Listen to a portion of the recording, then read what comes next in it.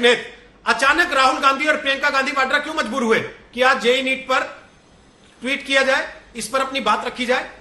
क्या यह लगने लगा कि आम आदमी पार्टी मुद्दा हाईजैक कर लेगी? क्योंकि छात्र तो बेचारे बहुत दिन से सोशल मीडिया पे धक्के खा रहे थे। अरे रोहित जी, हर चीज राजनीति से की बातें नहीं होती, कुछ चीजें राजनीति से ऊपर होती हैं। ये एग्जाम्स जो तय हुए हैं सितंबर में होना, पहले कुछ आंकड़ों की बात, अभी कुछ बात राघव जी ने बताई, कुछ बात मैं बताना चाहती हूँ। 5 ऐसी स्टेट्स हैं इंडिया में जहां से 60% कोविड के मामले आ रहे हैं, और 1 लाख पे हमने देश को बंद नहीं किया था, हमने 525 केसेस में लॉकडाउन लगाया था।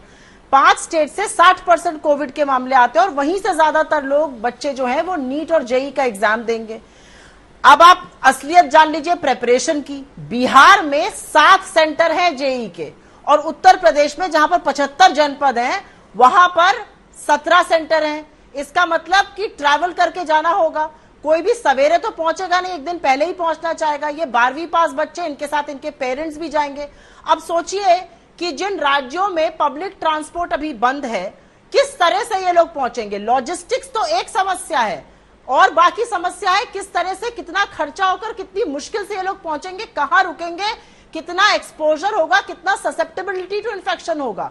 इसलिए इसका विरोध किया जा रहा है। इसमें राजनीति मत लाइए। आपने कहा ना आपके साथ छात्र जुड़ रहे हैं और कई करियर काउंसलर्स भी जुड़े हैं, मुझे लगता है वो सब इस बात की पुख्ताई करेंगे कि भाई कुछ भी चीजें राजनीति से ऊपर होती हैं। क्या हम अपनी आने वाली जनरेशन को इतने बड़े रिस्क के लिए एक्सपोजर कर सकते हैं? अगर 8 से 10% पॉजिटिविटी रेट है, एसिम्प्टोमेटिक कैरियर्स हैं, जहां पर सेंटर ही इतने कम है, वहां पर आप क्या सोशल डिस्टेंसिंग कर पाइएगा? आप पेरेंट्स को लाने को मजबूर कर रहे हैं। और सबसे बड़ी बात यह है कि ये जो असमंजस की स्थिति एक बनी हुई है, बच्चे सोच रहे हैं कि कुछ तो सरकार करेगी, सरकार कुछ नहीं बोल रही है, उससे बड़ा एक भय का वातावरण बना हुआ है। आज सवेरे एक बच्चे का मेरे पास फोन आया, उसने कहा मैं कंसंट्रेट नहीं कर पा रहा हूं, मुझे समझ में नहीं आ रहा मैं क्या करूं।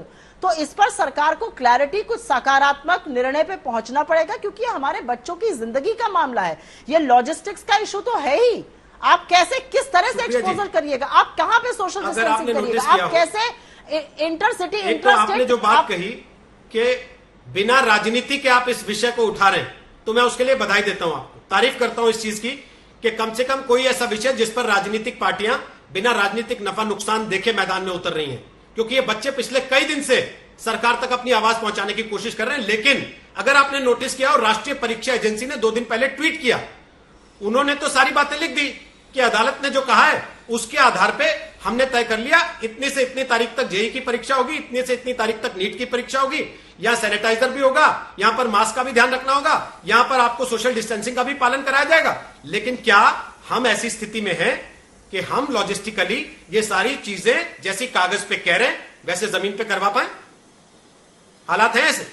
बिल्कुल नहीं, बिल्कुल बिल्कुल हम ऐसी स्थिति में नहीं है। हम ऐसी स्थिति में बिल्कुल नहीं है, क्योंकि सेंटर्स कम हैं, सेंटर्स लिमिटेड हैं। सेंटर्स इतने लिमिटेड हैं कि लोगों को 400-400, 500-500 किलोमीटर की दूरी तय करके जाकर इम्तिहान देने पड़ रहे हैं। उनके साथ उनके पेरेंट्स आएंगे, क्योंकि ये बच्चे 10-12वीं पास बच्चे ही हैं। आप कितना एक्सपोजर कर रहे हैं, कहां पर आप इतनी दूरी करके बिठा सकते हैं? एक एग्जाम करने में तो नानी याद आ जाती है। छोटे शहरों में 7 सेंटर है, बिहार में बाढ़ आई हुई है, बिहार में 17 सेंटर है, उत्तर प्रदेश में, और 75 जनपद है। कितने लोग कितना ट्रैवल करके आएंगे?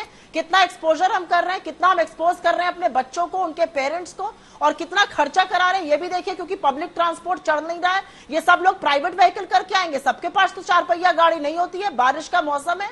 कुछ तो लॉजिस्टिकली भी सरकार को सोचना पड़ेगा ना, सरकार को थोड़ा सा संवेदनशील होना पड़ेगा इसमें।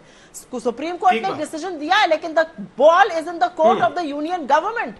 नमस्कार, मैं हूं अंजना ओम कश्यप। हमें उम्मीद है ये वीडियो आपको पसंद आया होगा। लेटेस्ट खबरों के लिए यूं ही देखते रहिए आज तक, और इस वीडियो के पसंद आने पर लाइक, शेयर एंड सब्सक्राइब करना ना भूलें।